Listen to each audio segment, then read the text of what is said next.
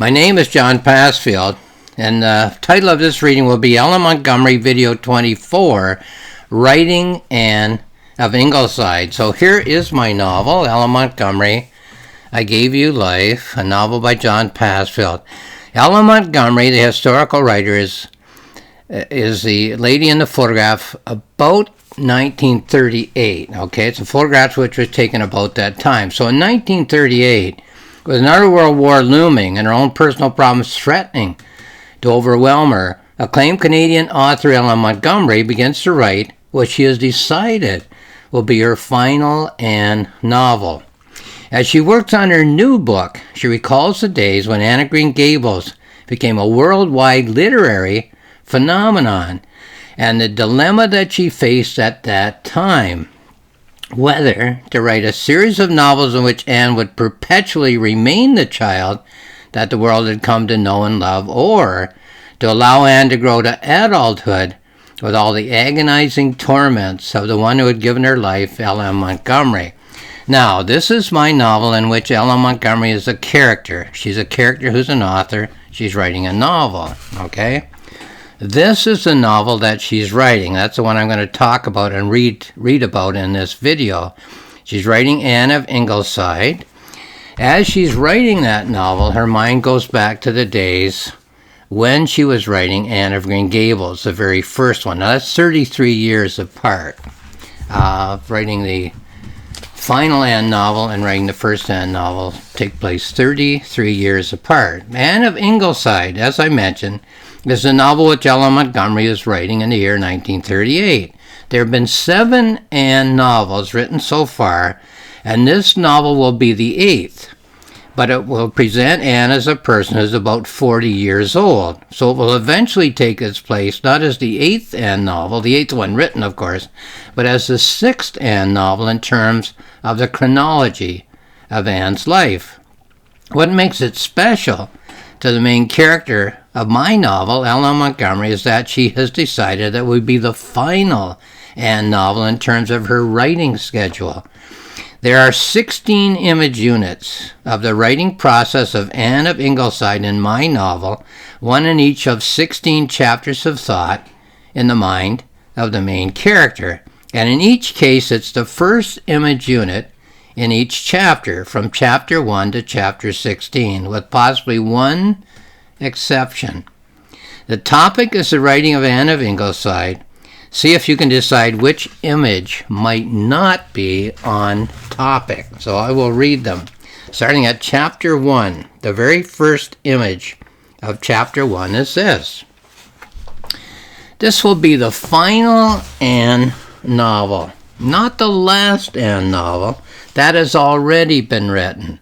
No, this will be the final novel about Anne of Green Gables that I shall write. This one will come about the middle, not at the end. Anne will be somewhere in the middle of her life. So that's chapter 1. Let's go to the beginning of chapter 2 for another image about the writing of Anne of Ingleside. Chapter 2. The writing of Anne of Ingleside will be a deliberate act of will. It's time to earn some money to pay the bills. I call up Anne as the Queen's exchequer whenever I need her. She reluctantly comes when I call. She's the girl who pays the bills. If my readers only knew, they think of writing as so much fun. I'm a queen begging pence of her parliament. I would get more satisfaction from scrubbing the floors. So a little cynical as she begins, Ellen Montgomery. Chapter 3, first paragraph, the first image. Bright and early in the morning, the time when I get my best ideas, cup of tea, plenty of paper, my inkwell, and my pens. I'm an alchemist of many years standing. I shall transform this stack of blank paper into a book. There's a crowd outside my workshop. They're chanting the name of Anne, clutching their pennies in their hands. A new Anne novel will be a treat. Anne of Ingleside has a ring that pleases me. So a nice title to go along with the series. Chapter 4. So, what do we have here? What do we have so far? Anne Shirley, as a woman who's about halfway through her life, the middle years of adulthood, shall we say. Anne is a wife, married to Gilbert. Anne has children by number 5, 6 by the end of the book, and Anne without another little one on the way. Anne with another little one on the way. My task is to spotlight each member of the Anne family in turn. So there's a plan for the writing of the novel. On we go to chapter 5. There will be 2 groups of characters, 2 cycles, shall we say. The major note will be the Anne cycle, the Ingleside cycle of Anne and Gilbert and their brood. The minor note will be the not Anne cycle, the non-Ingleside cycle, the anti-Ingleside cycle, if I may. The 2 cycles will interact as the novel goes on, so more planning as she's beginning the writing of this novel. Chapter 6, first paragraph. The new novel will start out with a glance, just a glance, back at the days when Anne was young in Avonlea, when all was bright as a shiny penny found winking in the grass, with a visit to all the places that she found so enchanting in the early days. It will seem to all of her readers, a little less to Anne, as if time in Avonlea has almost stood still. Okay, then we'll go on to chapter 7. So, how many chapters? Yes, how many chapters? It's quite impossible to tell at this time. Some characters will have 1 chapter. Perhaps some characters will have 2 chapters or even 3. Each chapter must have a beginning, a middle, and an end. The adventures of Anne, my grown-up Anne, and her Ingleside brood. Okay, then on to chapter 8. How many pages? Not to be thought of. Much too early for me to tell. A series of episodes in the lives of the Ingleside people, of the people of the family, of the people of the community. If each episode is successful, if it's true to its original idea, the number of pages won't be known until I write the last word. Okay, then on to chapter 9, first paragraph. Each episode in the novel will be a cell. Each cell will be on its own. Each cell will be self-contained. But, drawing back the camera, the reader will see that each cell is only one component of a honeycomb of words. See that honeycomb as the home of all the bees. So each component is on its own. Each component is part of a larger package, if the novel works out well. Let's go on to chapter 10, the first paragraph in a moment here. Gradually, the novel grows of itself, knits itself out of its own entrails. What goes before leads to what happens. What happens is derived from what happened before. Every word becomes a sentence. Every sentence becomes a paragraph. Every paragraph becomes a chapter. If all goes well with the writing, I just dip my pen in the ink and let myself dream. So the writing is smoothing out and picking up. Chapter 11. The ink flows across the page. The novel moves along, deeper and faster as it finds its natural course. Many drops form a river, many rivers form a sea. Now is turmoil, now is calm. The reader struggles, the reader relaxes. The reader is a paddler in a canoe. Then on to chapter 12. Characters learn to live in a novel, jostle at the feed bowl, stake their turf, learn to sense their contribution to the whole. They cry out for proper placement. Place me last.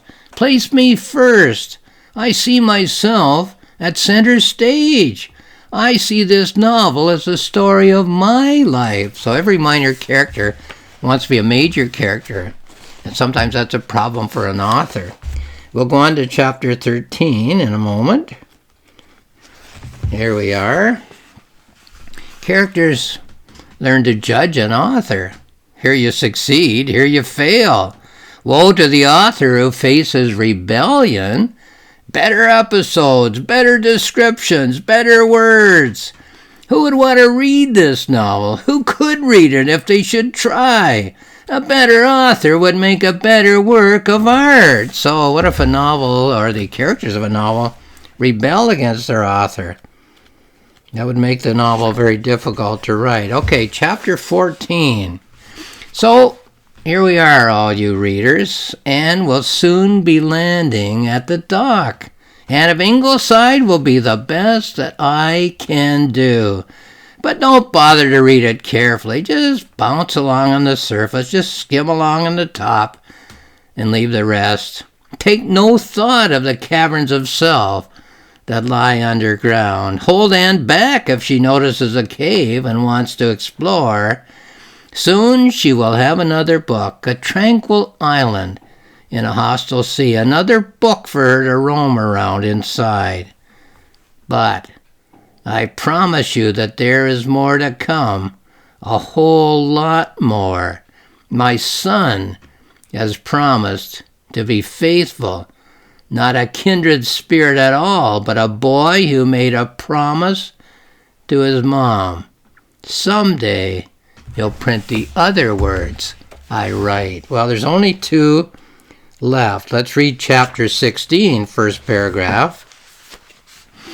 My mother died when I was less than 2. My father left me to go and live in the West. Name me one orphan who felt that she was loved.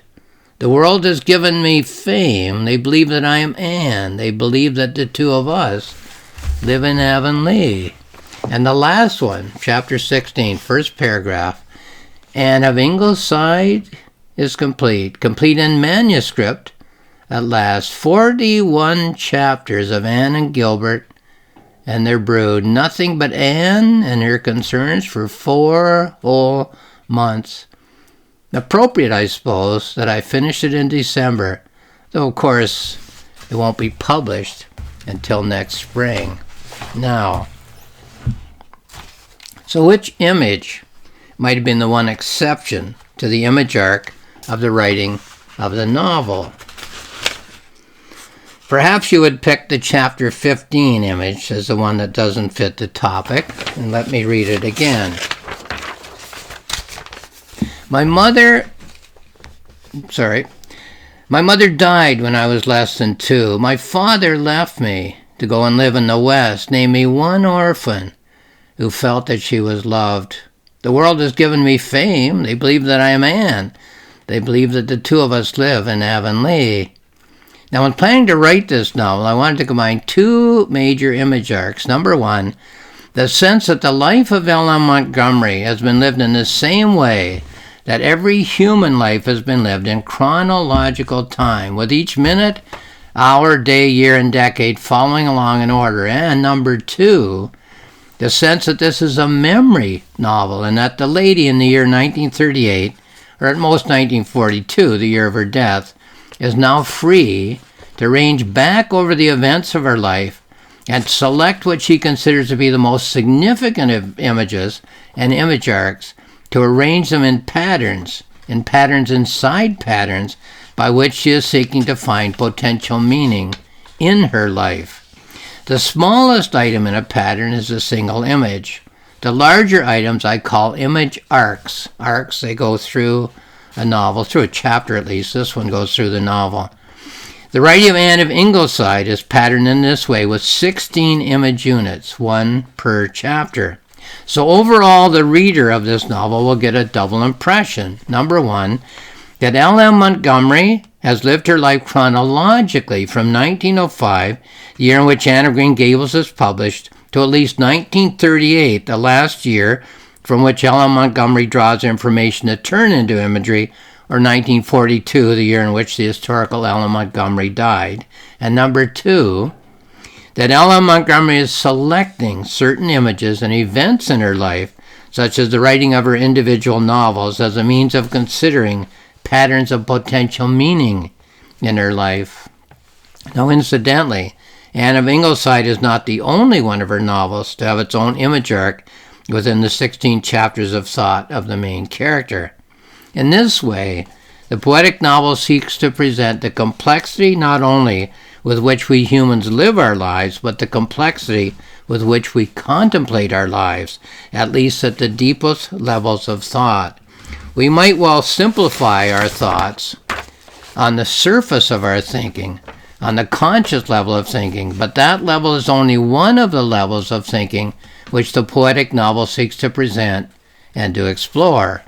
So, why the one image that doesn't fit, that doesn't seem to fit, that doesn't seem to be about the writing of the novel Anne of Ingleside? Well, perhaps it's to suggest that no image arc in the human mind operates alone.